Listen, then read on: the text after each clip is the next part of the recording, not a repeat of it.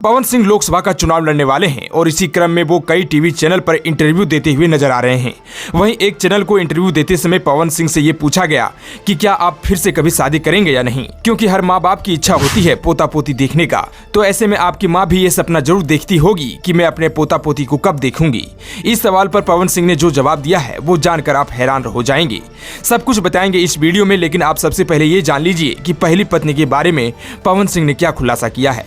दरअसल हाल ही में एक चैनल को दिए गए इंटरव्यू के दौरान अपनी पहली पत्नी को लेकर पवन सिंह सबसे पहले तो इमोशनल हो गए और फोटो देखते हुए अपनी पत्नी से पूछने लगे कि तूने ऐसा क्यों किया। चलो ठीक है, जो तुमने किया, मैं अच्छा हूँ, खराब हूँ या सही हूँ वो ऊपर वाले को पता है, मैं इस पे कुछ सफाई नहीं दे सकता। लेकिन मैंने जीवन में अगर कभी अफसोस किया है तो सिर्फ इसी के लिए, बाकी मेरे जीवन में कुछ ऐसा मिला ही नहीं जिसका मैं अफसोस करूँ।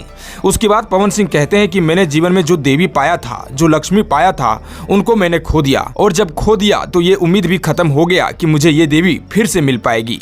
साथ ही जानकारी के लिए आपको बता दें कि हाल ही में पवन सिंह मनीष कश्यप से मिले थे, तो उसी दौरान मनीष कश्यप ने पवन सिंह से ये पूछा कि आपकी माँ पोता पोती की सपना जरूर देखती होगी, तो इसके बारे में आपका क्या ख्याल है। तो इस पर पवन सिंह ने जवाब देते हुए कहा कि पापा अब इस दुनिया में नहीं है और मेरा पापा का भी पोता पोती खिलाने का सपना था, लेकिन मैं अपने पापा का सपना पूरा नहीं कर पाया। क्यों नहीं कर पाया पता नहीं। उसके बाद पवन सिंह मनीष कश्यप से कहते हैं कि देखिए भाई, आप इमोशनल हो। इंसान के कंधे पर जब दाग लग जाता है तो वो अच्छा काम भी करता है तो लोग बोलते हैं कि यही घटिया है। पवन सिंह आगे कहते हैं कि बहुत सारे लोग बोलते थे कि 4-4 लड़की गलत हो सकती है क्या, तो फिर हमने कहा कि तुमने कभी गिनती किया है क्या, मेरा 2 ही शादी हुआ है, तो फिर तुम 4 पत्नी कहां से बना दे रहे हो।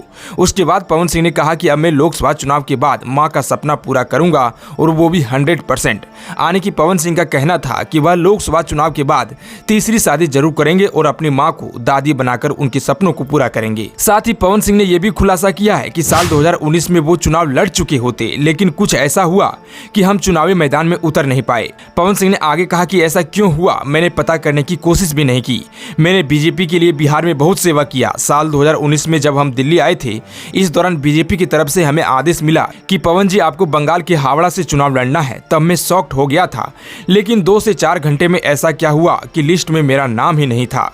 पवन सिंह ने आगे बताया कि जब पार्टी आला कमान ने कहा कि आपको चुनाव लड़ना है तो मैंने बोला ठीक है। इसके बाद मैं अपने दोस्त के यहाँ पटना चला गया, लेकिन इसके बाद 2 से 4 घंटे में ऐसा क्या हो गया कि मेरा नाम प्रत्याशी की लिस्ट में था ही नहीं। पवन सिंह ने आगे बताया कि जब मेरे चुनाव लड़ने की चर्चा हो रही थी तब लोग कहते थे कि आपने बंगाल में जन्म लिया, शायद इसलिए आपको वहाँ से टिकट मिल रहा है। लोगों में उत्साह था, लेकिन जब मेरा नाम चुनाव लड़ने वालों की लिस्ट से गायब हो गया तो लोगों में काफी मायूसी थी। खैर, आपको क्या लगता है कि पवन सिंह इस बार भी बीजेपी से लोकसभा चुनाव लड़ पाएंगे या नहीं? कमेंट करके जरूर बताएं।